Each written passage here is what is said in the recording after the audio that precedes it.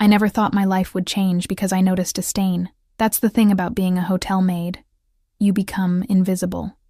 People talk around you, leave things in plain sight, and act as if the walls have no eyes or ears. For 4 years, I had perfected the art of blending into the background at the Monarch Grand Hotel. I was good at my job, efficient enough to earn a few extra shifts when I needed them, which was often. Raising my 6-year-old daughter Lily on my own meant I took every opportunity for overtime. The scent of lavender cleaning solution filled my nostrils as I pushed my cart down the plush hallway of the penthouse floor. The Monarch wasn't just any hotel. It was where the wealthy came to escape notice. The kind of place with private elevators, discreet staff, and rooms that cost more per night than my monthly rent. My hands were already raw from scrubbing bathrooms on the lower floors, but the penthouse level required special attention and special clearance. "Room 1701 needs servicing, Ellie," my supervisor had said, sliding the special access card across her desk. Her eyes narrowed. The guest requested absolute privacy. In and out, no lingering. My heart skipped. The penthouse suites were rarely serviced during occupancy unless specifically requested, and they always tipped well. I needed every extra dollar, with Lily's school supplies becoming more expensive by the day. The hallway was eerily quiet, the thick carpet swallowing the squeak of my cartwheels. I swiped the access card, hearing the soft click of the door unlocking. I knocked once, twice, announcing housekeeping in the practiced, gentle voice we were trained to use. When no one answered, I pushed the door open. The penthouse suite opened before me like something from another world. Floor-to-ceiling windows revealed the city skyline, the late afternoon sun casting golden light across Italian marble floors. The air smelled different here, expensive cologne, leather, and something else I couldn't place. I began my routine, replacing towels, checking amenities, making sure everything was immaculate. That's when I noticed it. A small, dark stain on the pristine white carpet near the desk. Most people wouldn't have seen it, but years of cleaning had trained my eye to spot imperfections. I knelt down, reaching for the specialized cleaner in my cart. As I leaned closer, my blood turned cold. It wasn't coffee or wine, it was blood. My hands froze mid-air, heart hammering against my ribs. I should leave it. Walk away. Pretend I never saw it. But my body moved on autopilot, professional instincts kicking in. I sprayed the cleaner, watching as the stain began to lift. That's when I noticed the desk drawer wasn't completely closed. Don't look. Just clean the stain and leave. But curiosity, that dangerous, persistent thing, made my eyes drift toward the drawer. It was open just enough that I could see the edge of what looked like a photograph. Maybe it was nothing. Maybe I was being paranoid. I stood, attempting to steady my breathing. My hand reached out, almost without my permission, and pulled the drawer open another inch. It wasn't just one photograph. It was dozens, scattered in the drawer. And on top of them, a leather-bound notebook. The photograph on top showed a man I recognized immediately, the mayor of our city, shaking hands with someone whose face was just out of frame. Scrawled across the photo in red ink were the words, "Payment due." I shouldn't have touched it. I should have closed the drawer and walked away. But my fingers seemed to have a mind of their own, lifting the edge of the photo to reveal the one beneath it. Another public figure, the police commissioner, in what appeared to be a compromising position with someone who was definitely not his wife. My stomach twisted as I realized what I was looking at. Blackmail material, evidence, things that could destroy lives and careers, things that normal people didn't possess. The sound of voices approaching in the hallway jolted me back to reality. I quickly pushed the drawer closed, my heart pounding so loudly I was sure it could be heard across the room. I returned to the carpet stain, scrubbing with renewed vigor, trying to look natural, to be invisible again. The door opened. I don't care what excuses they're making. I want it handled by tonight. The voice was deep, with the slightest accent I couldn't place. Eastern European, maybe. Authoritative, controlled, but with an underlying edge that sent chills down my spine. I kept my head down, focusing on the now fading stain, praying he wouldn't notice me. But the footsteps stopped abruptly. "Who are you?" I looked up, and the world seemed to shift beneath me. He stood in the doorway, tall and imposing in a perfectly tailored black suit that probably cost more than my yearly salary. Dark hair swept back from a face that belonged on a magazine cover. High cheekbones, strong jaw, and eyes so intensely blue they seemed to pierce right through me. But it wasn't his startling good looks that made my breath catch. It was the cold calculation in those eyes as they assessed me. Behind him stood a mountain of a man, clearly security, his hand resting casually near what I suspected was a concealed weapon. "I'm Ellie, sir. Housekeeping." My voice came out smaller than I intended. I was just finishing up. His gaze moved from my face to the carpet where I'd been cleaning, then to the desk drawer. Something changed in his expression. A subtle tightening around the eyes. "Leave us," he said to the security man, who nodded once and stepped outside, closing the door behind him. The click of that door sounded like a jail cell locking. He moved toward me with a predator's grace, and I found myself frozen in place, the cleaning cloth still clutched in my trembling hand. He stopped only a few feet away, close enough that I could smell his cologne, something expensive and intoxicating. "What did you see, Ellie?" My name on his lips sounded different somehow, dangerous and intimate at the same time. "Nothing, sir. I was just cleaning a stain." I gestured weakly to the carpet. His eyes, God, those eyes, studied me with such intensity I felt like he could read every thought in my head. "You're lying." It wasn't an accusation, just a simple statement of fact. "Your hands are shaking." I glanced down and realized he was right. I tried to still them, but it was useless. "I'm sorry, I'll go now." I began to gather my supplies, desperate to escape. "Did you look in the desk?" His voice remained unnervingly calm. The lie was on the tip of my tongue, but something told me he would know. It was open a little. I saw photographs. I didn't mean to pry. He was silent for so long, I thought he might be deciding how to kill me. When he finally spoke, his voice was softer, almost thoughtful. "You have a choice to make, Ellie. You can forget what you saw and walk out that door, or, I whispered, hardly daring to breathe. Or, you can stay and listen to what I'm about to tell you, knowing that once you do, there's no going back to your old life." The rational part of my brain screamed at me to run, to get as far away from this man and whatever dangerous world he inhabited as possible.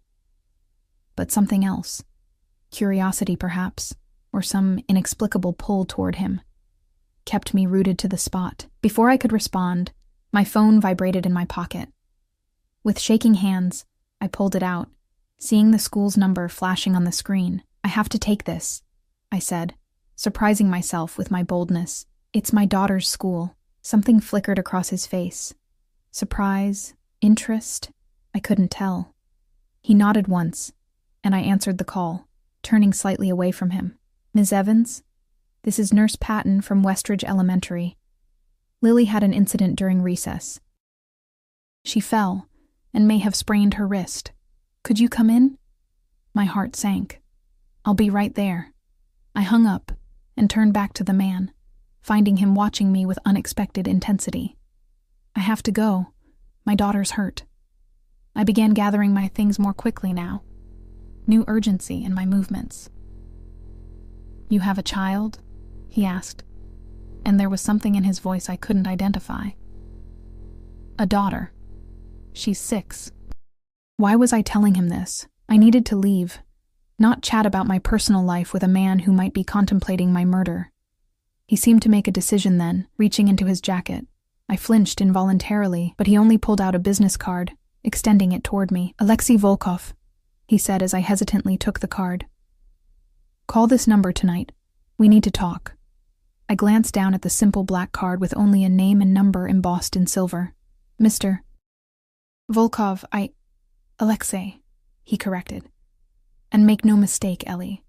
What you saw puts you in danger. Not from me, but from others. I can protect you and your daughter, but only if you trust me." "Why would you help us?" The question escaped before I could stop it. A smile touched his lips then, transforming his face from intimidating to devastatingly handsome in an instant. "Let's just say I have my reasons." He stepped closer, reaching out to tuck a strand of hair behind my ear. The casual intimacy of the gesture made me shiver. "Be careful, Ellie. Watch your surroundings. Call me tonight, without fail. With those words ringing in my ears, I fled the room, my mind racing faster than my feet as I pushed my cart toward the service elevator. The card burned in my pocket like a hot coal, and Alexei Volkov's blue eyes stayed with me long after I'd left the hotel. I couldn't have known then that those eyes would become both my salvation and my prison. The hospital waiting room was crowded with the usual afternoon chaos. Crying children, worried parents, overworked staff.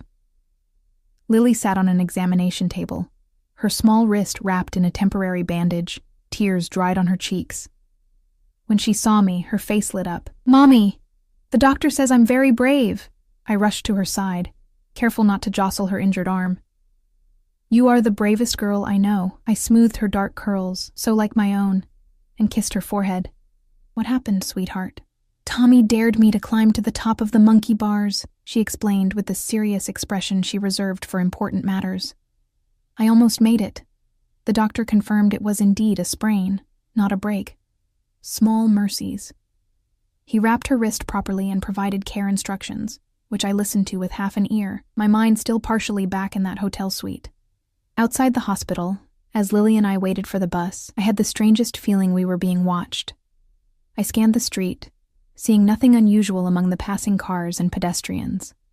Still, the hairs on the back of my neck stood on end. It wasn't until we were halfway home on the crowded bus that I noticed the black SUV keeping pace with us. Tinted windows. Expensive. Out of place in our neighborhood. Be careful. Watch your surroundings. Alexei's warning echoed in my mind. I clutched Lily closer to me, my mind racing. Was I being paranoid, or was someone following us? And if so, was it Alexei's people, or someone else? By the time we reached our small apartment, my nerves were frayed. I hurried Lily inside, double-checking the locks on our door. "Can we have mac and cheese tonight?" Lily asked, blissfully unaware of my growing anxiety. "Of course, baby." I managed a smile, helping her out of her jacket. "Why don't you pick a movie while I cook?" As Lily settled on the couch with her favorite stuffed rabbit, I moved to the kitchen, automatically starting dinner preparations while my thoughts swirled. The business card was still in my pocket. I took it out, staring at the embossed name and number, Alexei Volkov. Who was he? What had I stumbled into? And what would happen if I didn't call? I glanced at Lily, contentedly humming to herself on the couch. Her injured wrist a stark reminder of how fragile she was, how fragile we both were. Whatever danger I was in, she was in it too. Simply by being mine, the decision crystallized in that moment. I would do whatever it took to keep her safe. Even if it meant diving headfirst into a world I didn't understand. After dinner, after Lily was tucked into bed with extra kisses for her battle wound, I sat on the edge of my bed, phone in one hand, Alexei's card in the other. My finger hovered over the keypad for a long moment before I finally began dialing. He answered on the first ring. "You made the right choice, Ellie." His voice through the phone sent a shiver down my spine, as if he'd been waiting, expecting my call at precisely that moment. "How did you know it was me?" I asked, my voice barely above a whisper. Lily was asleep in the next room, and the walls in our apartment were thin. A low chuckle. "I've been waiting. How's your daughter?" The fact that he remembered about Lily, or perhaps cared enough to ask, caught me off guard. "She's okay, just a sprained wrist." "Good." There was a pause, and I could almost picture him on the other end, those intense blue eyes focused and calculating. "We need to meet, not over the phone." My grip tightened on the receiver. "I can't leave my daughter alone. Bring her. Tomorrow morning, 9 a.m. There's a cafe called Bluebird on 7th Street. It's public, safe." The fact that he suggested a public place somewhat eased my anxiety. But another thought occurred to me. "I have work tomorrow." "No, you don't." His tone left no room for argument. "Your supervisor will be informed you've been reassigned to special services for a private client. Your usual salary will be doubled for the inconvenience." My heart skipped a beat. Doubled? That kind of money could help with Lily's upcoming school expenses, maybe even start the savings account I'd been putting off. "Why are you doing this?" I asked, the question that had been burning in my mind since our encounter. Because what you saw makes you valuable, he replied simply. And what you saw puts you in danger. The two cancel each other out, in a way. I don't understand. You will. Tomorrow, 9 a.m., wear something inconspicuous. And Ellie? His voice dropped lower. You were followed home today. My blood ran cold. By who? Not by my people, which is the concerning part. Be careful until tomorrow. Keep your doors locked. Before I could ask anything else, the line went dead. I sat frozen on my bed, phone still pressed to my ear, as if his voice might return with more explanations. Outside my window, the city lights blinked against the darkness, suddenly seeming more threatening than beautiful. I checked the locks 3 times that night, and slept with a kitchen knife under my pillow. The Bluebird Cafe was tucked between a bookstore and a vintage clothing shop, its blue awning fluttering gently in the morning breeze. I held Lily's hand tightly as we approached, scanning the street for any sign we were being followed again. My daughter was excited about our adventure day, as I'd called it to explain why she wasn't going to school. Is this a special breakfast place, Mommy? She asked, her injured wrist now sporting a colorful cast that her classmates had signed yesterday. Very special, I answered, forcing a smile. I'd dressed us both in jeans and simple tops, inconspicuous, as instructed. My dark hair was pulled back in a ponytail, and I wore minimal makeup. The less memorable we looked, the better. The cafe was half empty, the morning rush having subsided. I scanned the interior, my eyes landing on a booth in the back corner. Alexei Volkov sat facing the door, those striking blue eyes finding mine immediately. He wasn't alone. The mountain of a man I'd seen in the hotel suite sat across from him, his back to us. Alexei stood as we approached, his tall frame even more imposing in daylight. Today he wore dark jeans and a gray cashmere sweater that probably cost more than my monthly rent. He looked less like a businessman and more like a model on his day off. Ellie, he said, his accent caressing my name. His eyes dropped to Lily, and something in his expression softened. And this must be the brave monkey bar climber. Lily giggled, surprising me. She was normally shy around strangers, especially men, having grown up without a father figure. I'm Lily. I'm 6 3/4. A smile touched Alexei's lips, transforming his severe features. A pleasure to meet you, Lily. He gestured to the booth. Please sit. The large man, who Alexei introduced simply as Dmitri, stood and moved to another table nearby, his eyes constantly scanning the cafe. A bodyguard, obviously. Alexei slid a children's menu and crayons toward Lily. Why don't you decide what you'd like for breakfast while I talk with your mother?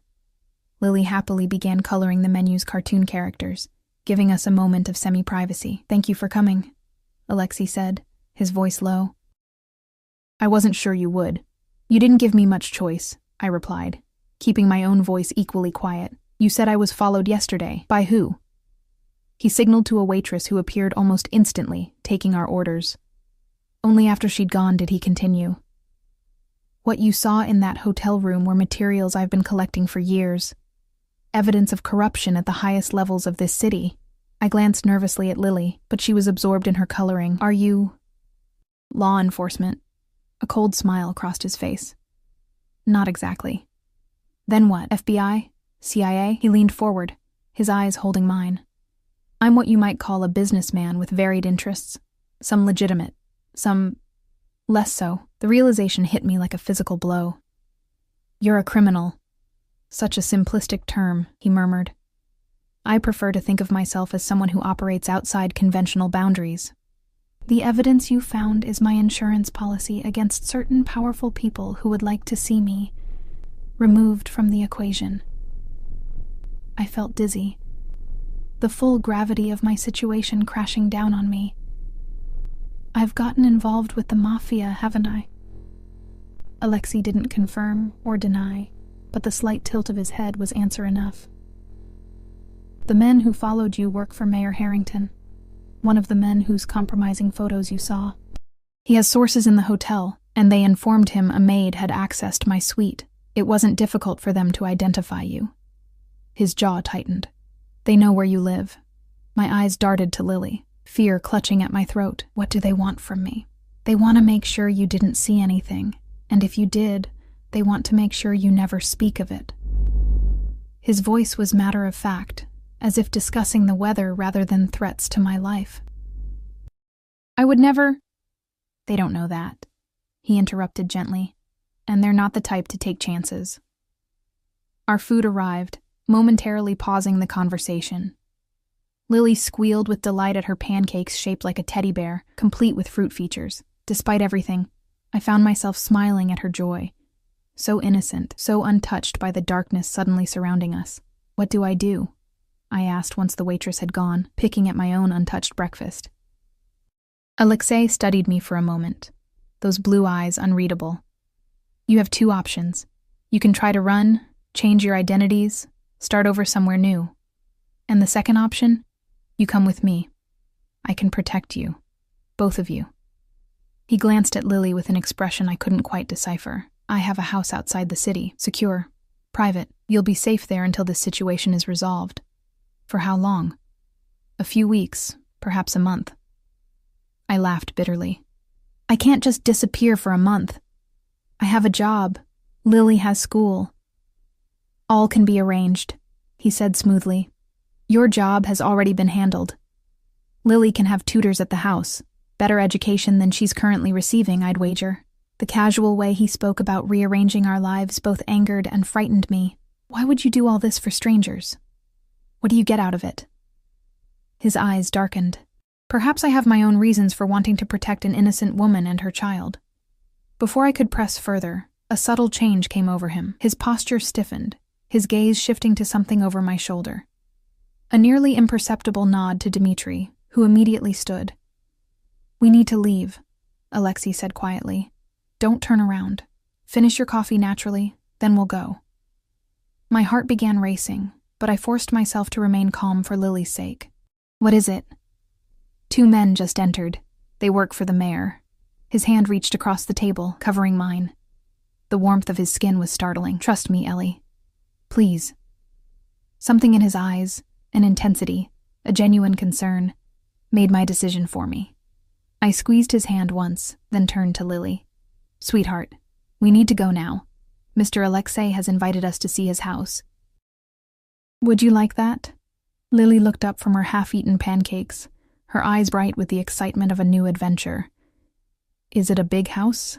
Does it have a swimming pool?" Alexei's smile returned, warm and genuine. "Yes, to both questions. And a library full of children's books." "Can Bunny come?" She held up her worn stuffed rabbit that went everywhere with her. "Bunny is absolutely invited," Alexei assured her, standing and dropping several large bills on the table. Far more than our meal had cost. Dmitri moved to the door, creating a barrier between us and whoever had entered. Alexei guided us toward the cafe's back exit, his hand lightly touching the small of my back. The gentle pressure was oddly reassuring. A sleek black car waited in the alley behind the cafe. Another large man stood beside it, opening the door as we approached. "This is Ivan," Alexei explained as we slid into the luxurious interior. "He'll be driving us." The car pulled away, just as 2 men emerged from the cafe's back door, their expressions hardening when they spotted our departing vehicle. One reached inside his jacket, but we turned the corner before I could see what happened next. Were they going to— I couldn't finish the question, not with Lily sitting between us. Alexei's jaw was tight. "Yes." I pulled Lily closer to me, fighting back tears. What had I gotten us into? The city gradually gave way to winding roads and increasingly secluded properties. Lily fell asleep against my side, exhausted from the morning's excitement. I stroked her hair, watching the world pass by outside the tinted windows. "She looks like you," Alexei observed quietly. "Everyone says that." I smiled faintly. Same curls, same stubbornness.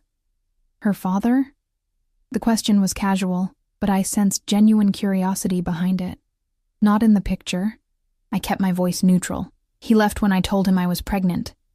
Said he wasn't ready to be a father." Something dark flashed in Alexei's eyes. "A coward." "Yes," I agreed, surprised by his assessment, "but we've managed. It's been just Lily and me against the world." I studied his profile, the strong line of his jaw, the intensity etched into every feature. "What about you? Family?" A shadow crossed his face. "My parents died when I was young." I have a younger sister in Europe. It's safer for her there. Safer from what?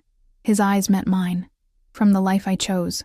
Before I could ask more questions, the car turned onto a private road, passing through imposing iron gates that closed automatically behind us. Tall trees lined the driveway, obscuring the property from view until we rounded a final curve. Oh my God, I breathed. The house, no, mansion, rose before us. A stunning modern structure of glass, stone, and steel nestled against the hillside. Manicured gardens surrounded it. And beyond, I could glimpse the sparkle of what must be the swimming pool Alexei had mentioned. "Welcome to my home," Alexei said, watching my reaction with what seemed like amusement. Lily stirred, her eyes widening as she took in the house. "It looks like a castle." "It's yours to explore," he told her, his voice gentler than I'd heard before, once we're inside. The car stopped at the front entrance, where a woman in a simple black dress waited. "This is Mrs. Chen," Alexei explained. "She manages the household." Mrs. Chen bowed slightly. "Welcome, Miss Evans, Miss Lily. Your rooms are prepared." My head was spinning. Rooms? Prepared? How long had Alexei been planning this? As if reading my thoughts, he leaned closer, his breath warm against my ear. "I've been watching you since yesterday, Ellie. Making arrangements. I protect what's mine." A shiver ran through me. "I'm not yours."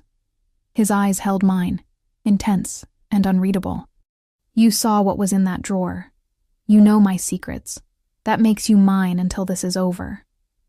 There was a possessiveness in his voice that should have frightened me. Instead, it awakened something else. A strange fluttering in my chest that I didn't want to examine too closely. Mrs. Chen led us through the house, which was even more impressive inside. Soaring ceilings, museum-quality art, furnishings that belonged in design magazines. Lily skipped ahead, all traces of fear gone, her natural curiosity taking over. Our rooms turned out to be an entire wing of the house, a spacious suite for me, with an adjoining bedroom for Lily, both overlooking the gardens and pool. A closet had been filled with clothing in my size, and Lily's room contained toys and books that would have cost me months of salary. "How did you know our sizes?" I asked when Alexei joined us after a brief absence. "I have resources," he replied simply. "I'll leave you to settle in. Mrs. Chen will show you around when you're ready. We'll talk more at dinner." He turned to go, then paused. "One rule, Ellie. You and Lily have free access to most of the house and grounds, but the East Wing is off limits. My business is conducted there. For your safety, stay away." The warning reminded me of a fairy tale, Beauty and the Beast, with its forbidden West Wing. Except in this story, the Beast wore tailored clothing and had eyes that could freeze or burn you with a glance. "I understand," I said, though part of me was already wondering what secrets the East Wing held. After he left, I sat on the edge of the bed, trying to process everything that had happened in the last 24 hours. How had I gone from an invisible hotel maid to living in a criminal's mansion? What would happen to us when this situation was resolved? And most troublingly, why did part of me feel more alive in Alexei's dangerous presence than I had in years? Lily's delighted squeal from the other room pulled me from my thoughts. I found her bouncing on her bed, surrounded by stuffed animals. "Mommy, look! This one looks just like Bunny, but new." She held up a plush rabbit that was indeed a pristine version of her beloved worn toy. I sat beside her, pulling her close. "Do you like it here, baby?" She nodded enthusiastically. "Mr. Alexei is nice. He has pretty eyes, like the ocean in my picture books, out of the mouths of babes." "Yes, he does," I admitted. "Are we going to stay here forever?" The question struck me like a physical blow. "No, sweetheart. This is just temporary until..." "Until what? Until the danger passed? Until Alexei tired of protecting us? Until things get sorted out." She seemed to accept this, turning her attention back to the toys.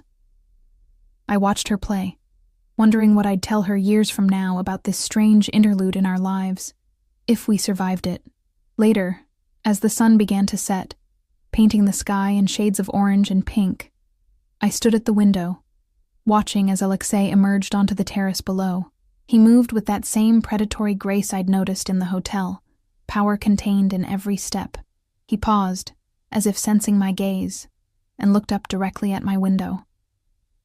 Our eyes met across the distance, and something unspoken passed between us, a connection I couldn't explain and didn't want to acknowledge. I stepped back from the window, my heart racing. What kind of protection would come with invisible chains? And why didn't the thought of those chains terrify me as much as it should? The first week in Alexei's mansion passed in a strange, dreamlike state. Each morning I woke in silk sheets that felt like clouds against my skin, momentarily disoriented before remembering our circumstances. Lily, on the other hand, adapted with the remarkable resilience of children. She treated our stay like an extended vacation, delighting in the pool, the gardens, and the endless supply of toys and books that seemed to appear magically in her room. Mrs. Chen had arranged for a tutor, a kind, middle-aged woman named Ms. Winters, who came each weekday morning to continue Lily's education. I was surprised by how comprehensive the lessons were, far beyond what she received at her public school. "Your daughter is quite bright," Ms. Winters informed me after their third session. "With the right education, she could go far. The right education, something I could never afford on a maid's salary." The thought left a bitter taste in my mouth. Alexei himself remained something of a phantom. He appeared at dinner most evenings, making polite conversation and asking Lily about her day with genuine interest. With me, he was unfailingly courteous but maintained a careful distance. Sometimes I'd catch him watching me when he thought I wasn't looking, his blue eyes intense and unreadable. The East Wing remained off-limits, as promised, though occasionally I'd see men in suits entering or leaving, their expressions serious and purposeful.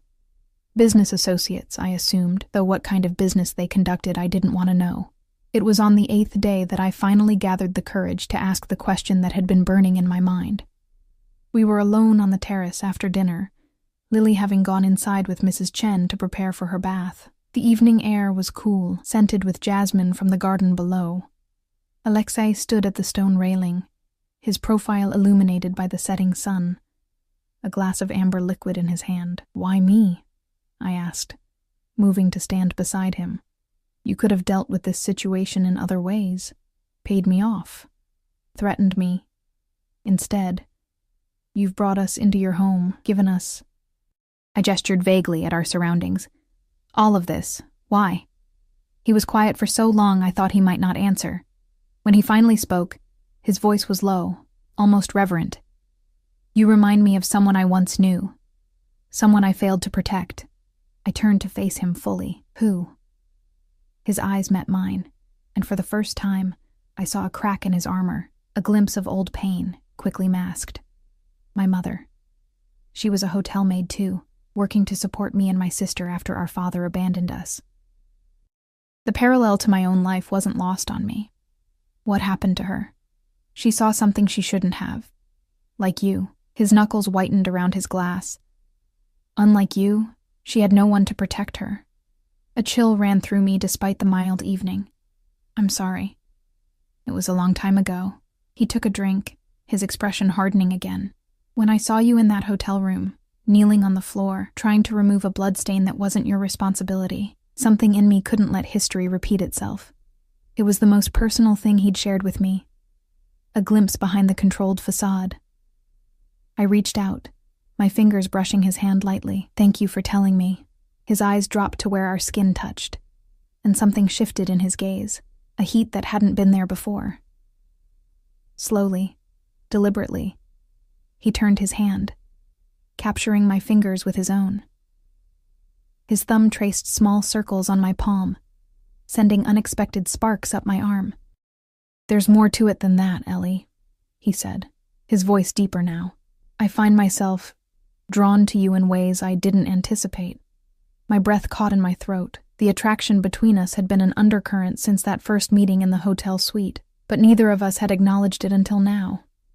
It was dangerous, complicated, and utterly consuming. "This is a bad idea," I whispered, even as I stepped closer to him. "You're who you are. I'm just a maid with a daughter to protect." And yet, his free hand came up to cup my face, his touch surprisingly gentle for a man I knew could be so dangerous. "Here we are. The moment stretched between us, heavy with possibility. His eyes dropped to my lips, and I knew he was going to kiss me. Knew I was going to let him. "Mommy, come see my bubble mountain," Lily's voice called from inside, shattering the moment. Alexei stepped back immediately, releasing my hand. A faint smile touched his lips. "You should go. Bubble mountains are serious business." I nodded, my heart still racing, and turned to go inside. At the door, I paused, looking back at him. He stood where I'd left him, his figure outlined against the darkening sky, watching me with those intense eyes. "Alexei," I said softly, "I'm not your mother. You don't need to save me to make up for what happened to her." Something flashed across his face. Respect, perhaps, that I'd seen through to his motivations. "No, you're not her. You're something else entirely, Ellie Evans. Something I never expected to find." I slipped inside before I could say anything more, before the magnetic pull between us could draw me back to him. Lily's delighted giggles echoed from the bathroom, grounding me back in reality, in the reason I needed to be careful. My daughter was my priority, no matter how those blue eyes made my heart race, no matter how his touch awakened parts of me I'd thought long dormant. Later that night, after Lily was asleep, I stood at my bedroom window, gazing out at the moonlit garden. A movement caught my eye. Alexei, walking alone among the sculpted hedges, his hands in his pockets. Even from a distance, I could sense the tension in his shoulders, the weight he carried. What must it be like, I wondered, to live in his world? To have power and wealth but always be looking over your shoulder? To keep everyone at a distance because closeness meant vulnerability? As if sensing my thoughts, he looked up, his eyes finding mine across the darkness. This time, I didn't step away from the window. I held his gaze, acknowledging the connection between us, whatever it might be. He inclined his head slightly, a gesture that felt like a promise, before disappearing into the shadows of the garden. That night, I dreamed of blue eyes and gentle hands with dangerous pasts. The next morning, I was awakened by a gentle knock at my door. Mrs. Chen entered, her expression more serious than usual. "Mr. Volkov requests your presence in his study, Ms. Evans." Immediately, I sat up, instantly alert. "Is something wrong?" "It's not my place to say." She laid out clothing for me, a simple but elegant blue dress I hadn't worn yet. "Your daughter will remain with Ms. Winters until you return." I dressed quickly, a knot of anxiety forming in my stomach. Had something happened? Was our safety compromised? Or was this about last night, about the moment we'd shared on the terrace? The study was located at the border of the main house and the forbidden east wing. I'd passed it before but never entered. I knocked softly on the heavy wooden door. "Come in." Alexei's voice was clipped, all business. I entered to find him standing behind a massive desk, reviewing documents with Dmitri at his side. The room was impressive, walls lined with books, a fireplace large enough to stand in, windows overlooking the wooded portion of the property. But it was Alexei who commanded attention, dressed in a charcoal suit that emphasized his broad shoulders and tall frame. He looked up as I entered, his expression unreadable. "Thank you for coming, Ellie." "Dmitri, give us the room." The bodyguard nodded once and left, closing the door behind him. "Is everything all right?" I asked, standing awkwardly by the door. Mrs. Chen seemed concerned. "There's been a development." Alexei gestured for me to sit in one of the leather chairs facing his desk. "Mayor Harrington was found dead this morning." The air seemed to leave the room. "Dead? How?" "Officially, a heart attack." His voice was neutral. "Unofficially, he was helped along by someone who didn't appreciate his recent activities. Did you—" I couldn't finish the question. His eyes hardened. "No. Contrary to what you may believe, I don't make a habit of killing people, Ellie. Especially not in ways that could be traced back to me." I believed him, which was perhaps more disturbing than if I hadn't. "Then who?" "That's what concerns me." He moved around the desk, perching on its edge closer to me. "Harrington had many enemies, but the timing suggests this is connected to the photos you found. Someone is cleaning house, eliminating loose ends. The implication sent ice through my veins. And I'm a loose end. Precisely. His jaw tightened. We need to move you and Lily to a more secure location, at least temporarily. More secure than this? I gestured to the mansion with its gates, security systems, and ever-present guards. This property is known to certain people. The place I'm thinking of isn't. He reached out, taking my hand in his. I wouldn't suggest this if I didn't believe it was necessary, Ellie. I promised to protect you and Lily, and I intend to keep that promise. The sincerity in his voice was unmistakable. Whatever else Alexei Volkov might be, criminal, businessman, dangerous man, he was a man of his word. When do we leave? I asked quietly.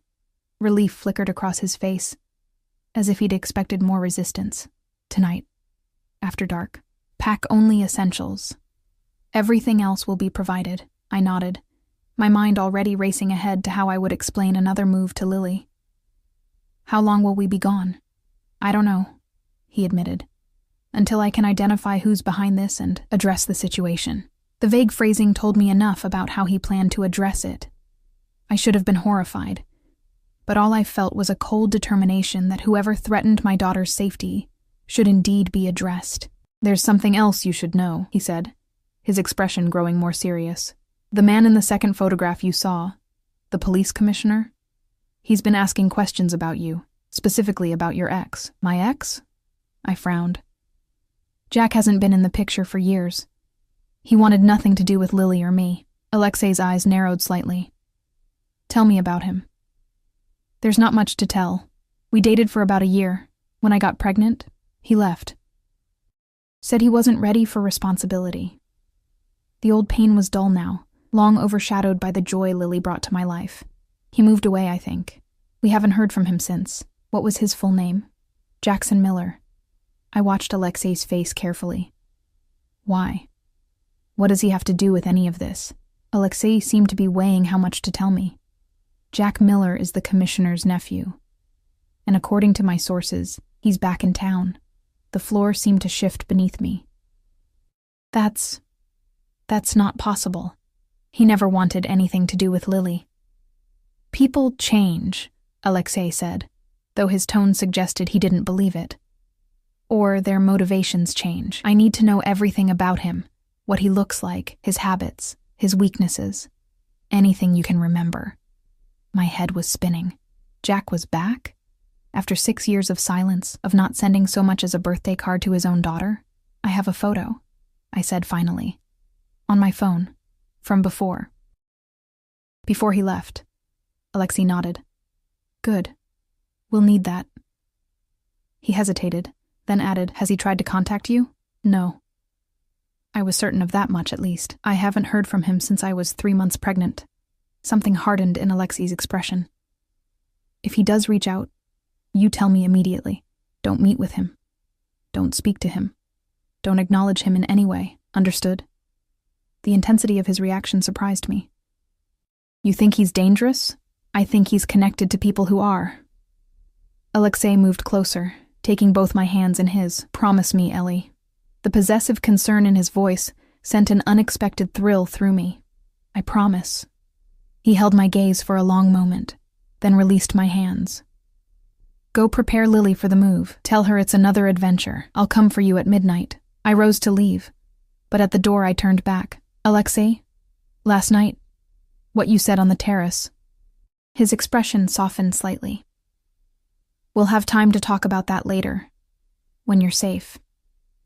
I nodded, understanding that for now, safety had to come before whatever was developing between us. Still, as I closed the door behind me, I couldn't help feeling that my world had shifted irrevocably, not just because of the danger surrounding us, but because of the man at the center of them. Explaining to Lily that we needed to move again was easier than I expected. She was still in adventure mode, treating our entire situation like an exciting game. Mrs. Chen helped me pack our few belongings, her efficient movements belying the tension in the house. Mr. Volkov cares for you, she said unexpectedly as she folded Lily's favorite nightgown. I have worked for him for 7 years. I have never seen him look at anyone the way he looks at you. The observation caught me off guard. I barely know him. Mrs. Chen smiled knowingly. Some things do not require time. She handed me a small package wrapped in tissue paper. "This is for you. From him. He asked me to give it to you before you leave." Curious, I unwrapped it carefully. Inside was a delicate silver chain with a small pendant, a blue stone that matched Alexei's eyes exactly, surrounded by tiny diamonds. "It's beautiful," I breathed. It was his mother's. Mrs. Chen's voice was soft, the only thing he has left of her. My fingers trembled as I lifted the necklace. "I can't accept this. He wants you to have it. For protection," he said. She took it from my hands and moved behind me, fastening it around my neck. The pendant rested just below my collarbone, its weight slight but significant. "There. It suits you." I touched it gently, overwhelmed by the gesture, for Alexei to give me something so personal, so connected to the mother he couldn't save. The rest of the day passed in a blur of preparation and waiting. Dinner was a quiet affair, with Alexei absent. Lily fell asleep early, exhausted from the excitement of packing for our next adventure. I sat by her bed, watching her peaceful face, wondering what would become of us. At precisely midnight, a soft knock came at the door. Alexei stood in the hallway, dressed entirely in black. "It's time," he said quietly. "Is she asleep?" I nodded. "I'll carry her." "No need." With surprising gentleness, Alexei lifted Lily into his arms. She stirred slightly but didn't wake, instinctively curling against his chest. The sight of my daughter in his arms, so small and trusting against his powerful frame, created a lump in my throat. We moved silently through the darkened house, Dmitri leading the way, another guard following behind. Outside, a different car waited. Not the sleek luxury vehicle from before, but something more nondescript. "Where are we going?" I whispered as we settled into the back seat, Lily still asleep between us. "Somewhere no one would think to look for me," Alexei replied cryptically. "Or you." The car slipped through the gates and into the night, headlights off until we reached the main road. Alexei's hand found mine in the darkness, his fingers entwining with my own. I should have pulled away, should have maintained some boundary between us. Instead, I held on tighter, finding comfort in his strength. We drove for what felt like hours, the city giving way to countryside, then to dense forest. Eventually, we turned onto a dirt road that wound deeper into the woods, branches scraping against the windows. The cabin appeared suddenly in a small clearing, rustic but sturdy, with a wide porch and chimney. It looked nothing like the type of place I'd expect Alexei Volkov to own. "My hunting cabin," he explained, noting my surprise. "One of my few properties not connected to my public identity." Inside was simple but comfortable. Wooden walls, a stone fireplace, basic furniture. It felt secure, hidden away from the world and its dangers. Alexei carried Lily to a small bedroom off the main living area, laying her gently on the bed. I tucked her in, placing Bunny in her arms. She sighed in her sleep, clutching the toy closer. When I returned to the main room, Alexei was building a fire, his movements precise and practiced. Dmitri and the other guard had disappeared, presumably to secure the perimeter. "They'll keep watch outside," Alexei said, answering my unspoken question. "We're as safe here as we can be." The fire caught, casting warm light across the room. Outside, rain had begun to fall, pattering against the windows and roof. There was something intimate about the moment, just the two of us, the crackling fire, the rain creating a cocoon of sound around the cabin. I touched the pendant at my neck. "Mrs. Chen told me this was your mother's." He looked up, his eyes reflecting the firelight. "She shouldn't have told you that. Why did you give it to me?" He stood, brushing his hands on his pants. "The stone is a rare type of blue diamond. In my culture, it's said to provide protection against those who wish you harm." A faint smile touched his lips. "I'm not particularly superstitious, but it seemed appropriate." "Thank you," I said softly. "Not just for this, but for everything you've done for Lily and me." He moved closer, his presence filling my senses. "Don't thank me yet, Ellie. This isn't over." "What happens now?" I asked, my voice barely above a whisper. "Now?" His hand came up to trace the line of my jaw, feather-light. "Now we wait. My people are tracking down Jack Miller. Once we find him, we'll know more about what we're dealing with. The mention of Jack brought reality crashing back. I still don't understand what he has to do with any of this. Alexei's expression darkened. I have a theory. One I hope is wrong. Tell me. He hesitated, then sighed. The timing is suspicious. You find compromising photos of the commissioner. Suddenly his nephew, your ex, reappears after 6 years. The mayor turns up dead. It suggests Jack may have been placed in your life deliberately, all those years ago. The implication was staggering. You think our relationship was planned? That's insane. Is it? His eyes were intent on mine. The commissioner has been working with certain criminal organizations for years.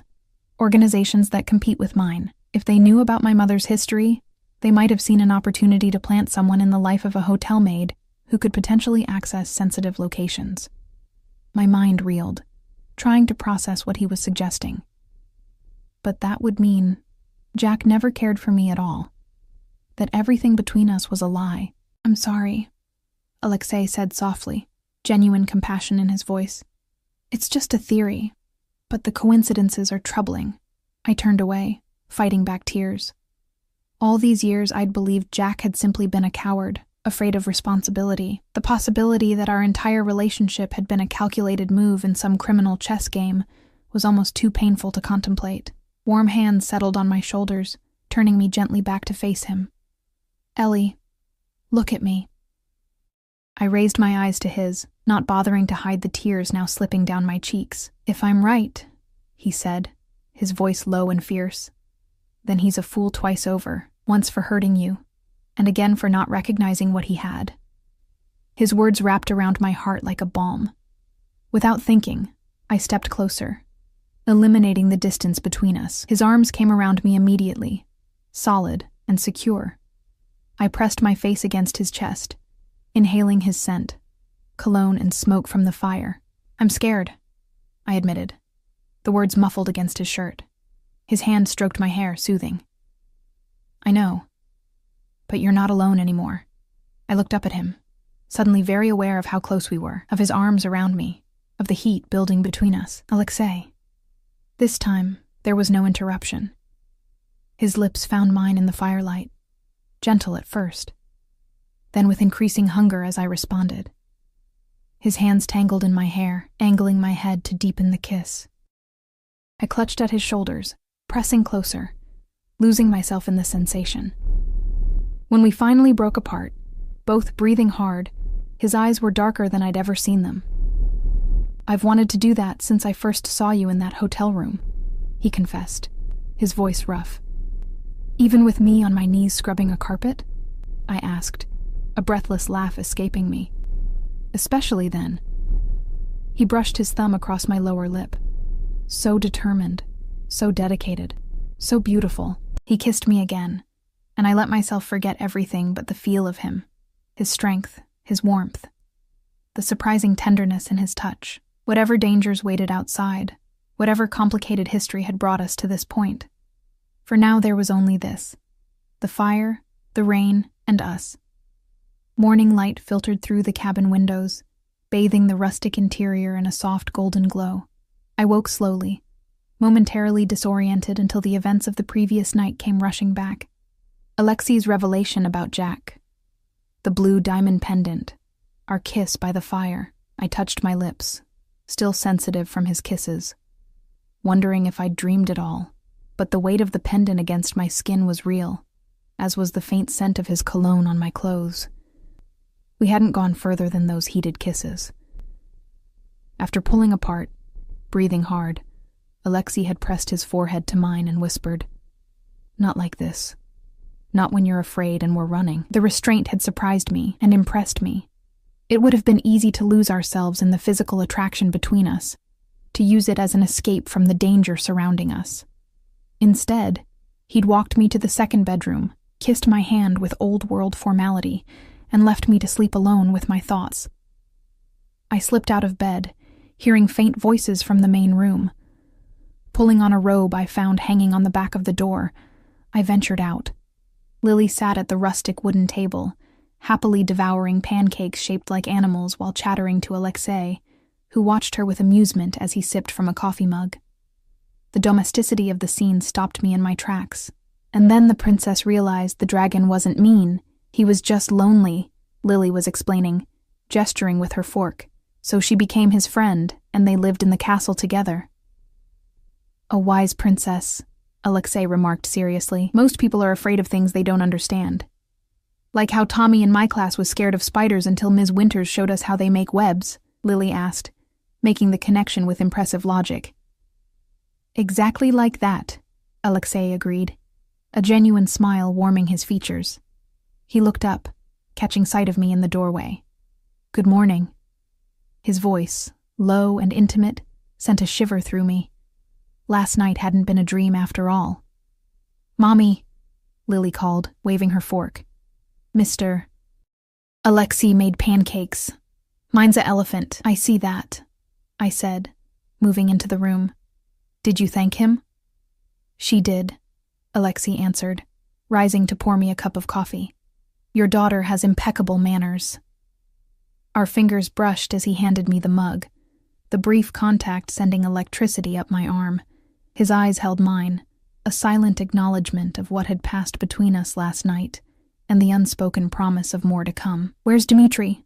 I asked, noticing the absence of the ever-present bodyguard. Perimeter check. Alexei's voice shifted subtly to business mode. He should be back soon with news, I nodded, understanding the subtext. News about Jack, about whoever killed the mayor, about whether we were still in danger. I glanced at Lily, blissfully unaware as she continued eating her pancake elephant. After breakfast, perhaps you could show Lily the lake, Alexei suggested. It's just beyond those trees, safe, within our security perimeter. Can we, Mommy? Lily asked, eyes lighting up. I want to see if there are ducks. Of course, sweetheart. I managed a smile, grateful for the chance to give her some normalcy despite our circumstances. Finish your breakfast first. While Lily ate, Alexei moved closer, lowering his voice. We need to talk later. Dimitri's bringing information. About Jack? I whispered back. He nodded once, his expression grave. I'll tell you everything once Lily's occupied. An hour later, bundled in light jackets against the crisp morning air, Lily and I followed a narrow path through the woods. True to Alexei's word, a small lake appeared after a short walk, its surface glittering in the sunlight. Lily ran ahead, delighted to discover a family of ducks near the shore. I sat on a fallen log, watching her squat by the water's edge, talking softly to the ducks as if they could understand her. My mind drifted back to Alexei, to the complexity of emotions he stirred in me. Attraction, certainly. The man was devastatingly handsome, with a magnetism that went beyond mere looks. But there was more, a growing respect, a fragile trust, and something else I wasn't ready to name yet. Your mommy is thinking very hard, a voice said behind me. I turned to find Alexei approaching, his steps nearly silent on the forest floor. He wore dark jeans and a black sweater that emphasized the breadth of his shoulders. Even dressed casually, he emanated power and control. Dimitri's back? I asked, making room for him on the log. He nodded, sitting beside me, close enough that our shoulders touched. He is. And? Alexei's eyes followed Lily as she carefully placed a small flower on the water, watching it float toward the ducks. Jack Miller is definitely back in town. He's been staying at his uncle's lake house for the past 3 weeks. 3 weeks, I repeated. The timing aligned perfectly with when I'd discovered the photos in Alexei's hotel suite. There's more. Alexei turned to face me fully, his expression serious. I had my people dig deeper into his background. 6 years ago, shortly after he left you, he was recruited by the FBI. The revelation hit me like a physical blow. The FBI? That can't be right. It is. He's an agent now, working organized crime cases. Alexei's jaw tightened, including mine. My mind struggled to process this new information. Jack, the irresponsible boyfriend who'd abandoned his pregnant girlfriend, was an FBI agent? So he wasn't placed in my life by criminals, but by law enforcement? Possibly. Or he might have been recruited after leaving you. Either way, his reappearance now isn't a coincidence.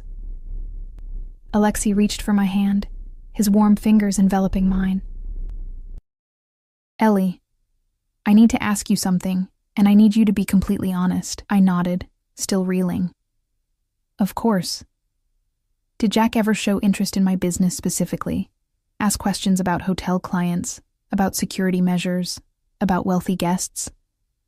I thought back, trying to remember details of a relationship I'd spent years trying to forget. He did ask about my work sometimes. Said he found it interesting, hearing about the rich and famous, but that seemed normal. People are always curious about what happens in luxury hotels. What about after you told him you were pregnant? Before he left? Did his behavior change? I frowned, digging deeper into painful memories. He became distant, stressed. He was on his phone a lot, having hushed conversations. I assumed he was talking to friends, getting advice about the pregnancy, maybe looking for a way out. But now you're wondering if he was reporting to handlers. Alexei finished for me. "If that's true," I said slowly, "then our entire relationship was a lie. He was using me to get information about hotel clients. The realization was like ice in my veins. Using me to get to people like you." Alexei's fingers tightened around mine. "I'm sorry." Lily's delighted laugh drew our attention. She had coaxed one of the bolder ducks closer to shore with a few breadcrumbs she'd saved from breakfast. "Does this mean the danger is from the FBI, not from criminals?" I asked, keeping my voice steady for Lily's sake. "It's complicated." Alexei sighed, running his free hand through his hair. "The FBI wouldn't sanction a hit on the mayor. That suggests there's corruption involved, possibly reaching into law enforcement. The commissioner, Jack's uncle, has ties to both legitimate authorities and certain criminal enterprises. It's a tangled web. And we're caught in the middle of it," I murmured. "You are," he corrected. "Because of me. Because you saw those photos." His expression darkened with self-recrimination. "I put you in this position." "No," I said firmly. "I made the choice to look in that drawer. And now I'm making the choice to stay with you." The certainty in my voice surprised even me. "You've protected us when no one else would or could." His eyes searched mine, looking for doubt or fear. Finding none, he brought my hand to his lips, pressing a kiss to my knuckles. "I don't deserve your trust." "Maybe not," I admitted. "But you have it anyway." A complicated emotion crossed his face. Gratitude, desire, and something deeper that made my heart race. Before he could respond, Lily's excited voice called out, "Mommy, Mr. Alexei, come see! The duck has babies!" We rose together, still holding hands as we walked to where Lily was pointing at a mother duck with several tiny ducklings paddling behind her. "They're staying close to their mama," Lily observed. "So, they'll be safe." "That's right," Alexei said, his voice gentle. "That's what families do. They protect each other." The way he included himself in that statement wasn't lost on me. Somehow, in the midst of danger and uncertainty, the three of us had formed a unit of sorts. Fragile, perhaps, but undeniable. As we watched the duck family glide across the lake, Alexei's phone vibrated. He checked it, his expression immediately hardening. "We need to go back to the cabin," he said, all traces of softness gone. "Now." Something in his tone brooked no argument. I took Lily's hand, following Alexei as he led us quickly back through the woods. His posture had changed, alert and predatory, one hand inside his jacket where I suspected he carried a weapon. "What's happening?" I asked in a hushed voice once Lily was a few steps ahead, skipping along the path. Dmitri spotted a vehicle on the access road. He replied tersely, "It could be nothing, but I want you both inside." My heart began to pound. "Jack?" "We don't know yet." The cabin came into view, Dmitri standing on the porch, his massive frame tense with alertness. Another guard I didn't recognize emerged from the trees to our right, acknowledging Alexei with a nod. "Inside," Alexei directed, ushering us up the steps. "Stay away from the windows." I guided Lily into the main room, trying to keep my expression calm. "Hey, sweetheart, why don't we play a game? How about hide and seek?" Her eyes lit up. "Can Mr. Alexei play too? Mr. Alexei has some work to do," I explained, catching his eye over her head. "Maybe later." "The best hiding spots are in your bedroom," Alexei suggested, his voice remarkably normal despite the tension radiating from him. Why don't you go set up a really good one while your mom counts? Lily nodded eagerly, disappearing into her bedroom. As soon as she was out of earshot, Alexei turned to me. A car was spotted 2 miles down the access road. It stopped, then turned around. Could be lost hikers, could be someone scouting. What do we do? I asked, struggling to keep panic at bay. We stay alert, but we don't overreact. He touched my cheek briefly. This place is secure, Ellie. Multiple lookout points, escape routes if needed. We'll be fine. I wanted to believe him, but fear was a cold knot in my stomach. If it's Jack, we'll deal with him, Alexei said, his voice taking on an edge that reminded me sharply of who he was. Not just the man who made my daughter pancakes and kissed me by the fire, but someone powerful and dangerous in his own right. Someone who dealt with problems in ways I probably didn't want to know about. I need to go count for Lily, I said, needing a moment to collect myself. Will you be here when I get back? He nodded. I'm not leaving you alone, Ellie. Not now. Not ever. The vehemence in his voice should have frightened me. Instead, it steadied me, a rock in the storm. I reached up, pressing a quick, fierce kiss to his lips, then went to find Lily.